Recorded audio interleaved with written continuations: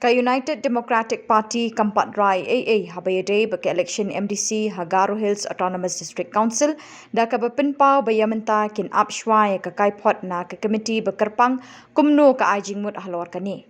Ha ka jingekren bat President Rangba jong ka party ba med palingdo uloong baka party kala dep banthawi ka committee ka bakarpang hapo ka jingelam jong pa rikman ban pet benya halor kani ka kam ka bede bat ka election MDC ka bansalong ha ka tigathan la kumno hau rempang nelber jong snem banwan.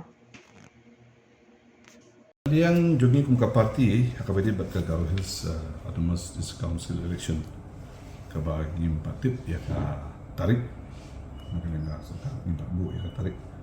tinre ka proses nakabenta ka preparation ya ka election kala ya sakno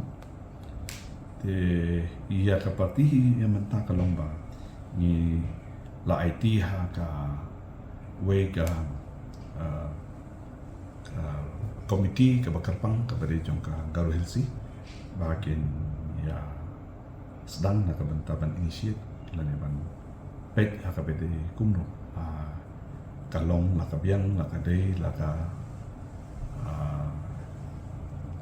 hadin baki kilaya song ani perkat nakabenta ni simtan makadika election mentai yang dan kum kata ke berkat tidak sih kami ada tambayan mentai ladang ini nilai kum ka parti mawe mangalong mentang nilai IT sa komiti ke bakarpang ke ba ki nongtay jong ka parti ha Hagaro Hills kin kila sedang ya ke ban simka kumno ban pet ha ka bedi ba pejim kre langin ya simatan ma de election dan ka komiti ke bakarpang ke bangi la ya initiate anu ko por ba ni